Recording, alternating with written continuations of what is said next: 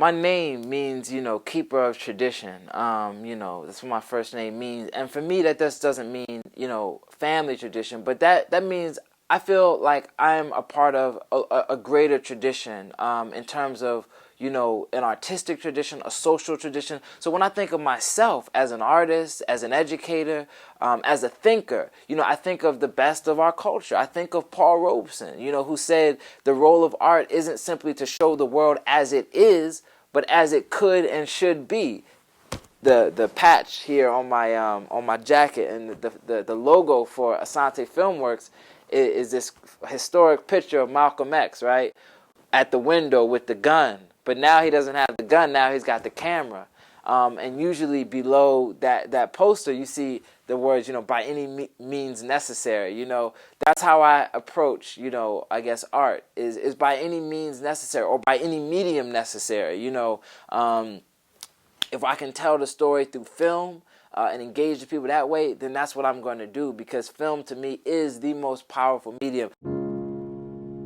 Young women, young men of color, come up from the gloom of national neglect you have already been paid for. Come out of the shadow of irrational prejudices. You owe no racial debt to history. The blood of our bodies and the prayers of our souls have bought for you a future without shame, bright beyond the telling of it. The Black Candle is the first feature film about Kwanzaa. It looks at Kwanzaa's history, started in 1966, and kind of gives you the history of Kwanzaa all the way up until present day, and also the global nature of Kwanzaa. So, we film in Paris and in Jamaica, and people see Kwanzaa celebrations all over the world, because this is a holiday that's celebrated by millions of people all over the world. So we show that diversity. We go to the continent of Africa and show that. The film also puts Kwanzaa in a context, in a historical context. This thing didn't just come out of nowhere. This thing is rooted in a deep tradition of African-American struggle and African-American victory. So the film, puts it in that context, and the film uses Kwanzaa as a vehicle to celebrate the best of what it means to be African in the world. I believe that if you make an observation, you have an obligation. That's kind of the motto that drives everything in my life: art, social activism. If you make an observation, you have an obligation. So what I've tried to do as an artist is to try to put things in place that I don't see there, in society. So, with the first film I did, 500 Years Later, we asked ourselves, how come there's no film that explores the psychocultural effects of slavery and colonialism on the African diaspora, does it in an empowering way, is told by African people themselves, and is Pan-African? How come there's no film like this, And the answer was that we hadn't made that film yet. So we made it, to try to put that in place, with this latest film, The Black Candle.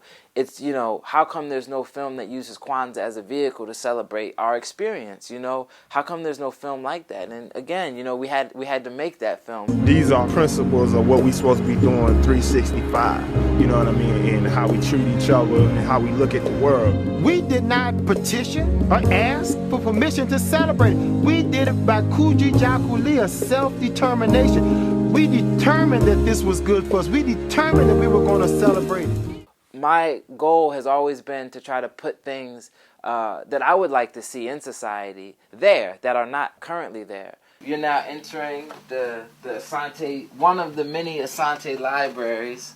You can just, the section, these are all mainly Asante books or friends of Asante. So, we've got a lot of books by my father here, some of my books, books by Miri Baraka and Dr. Karenga and Hakeem Adabuchi and, just lots of people here, Elizabeth Catlett. This is kind of a non-fiction section dealing with colonialism and history of Africa and African-American history, and this is where my father, I guess, this is where he usually works. You can always look at somebody's desk and kind of see like what they're dealing with at the moment. These are the books that I'm actually taking today. And I'm writing fiction. I got a novel that I've got a contract for, so I'm working on a novel and also a fiction a movie, fiction movie that we're working on. So these things are just kind of to help me get in that mode. I teach at a HBCU, so the majority of students are black, and majority of students come from Baltimore, Philadelphia, DC.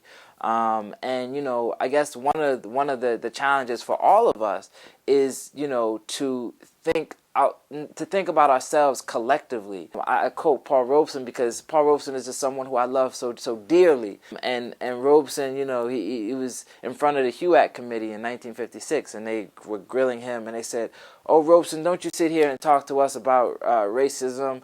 We saw you play football at Rutgers, and you went to Columbia University and law." And he said, "No. He said, "I challenge this very, very deeply, what you're saying." He says, and I think about this in the context of Obama, what Robeson said, and that he said, "Don't look at me and judge where my people are based on me." And I think, when we think about the chain, all the proverbs say, the chain is judged by the weakest link. So it's important always to remember, not when we look at Obama, that's an excellent example of what can be achieved and human will and human intelligence and brilliance and black genius. I mean, it's an example of all that, but it's important,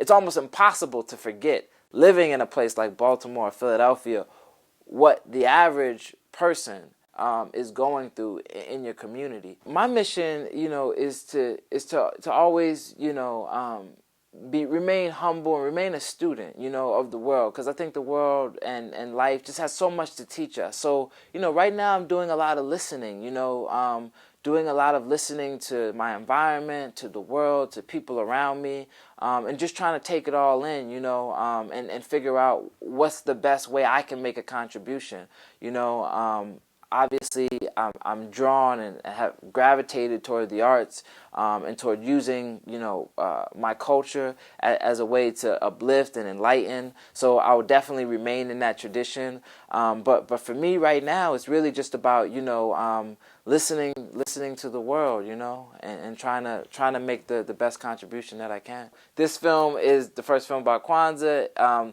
but more importantly, as Maya Angelou says about this film, it's more than a film about a holiday. It's a film that's a celebration of a people, and this is a film that really should be watched 365 all year round. Get the young people in your community together, watch it. Get the elders in your community together, watch it. The women, the men, the young people, just everybody. This is a film that really needs to be shown because we don't see ourselves in this light very often. So I think it's really important to just show it, educate, and keep it moving. My name is MK Asante Jr., and you are watching Real Black.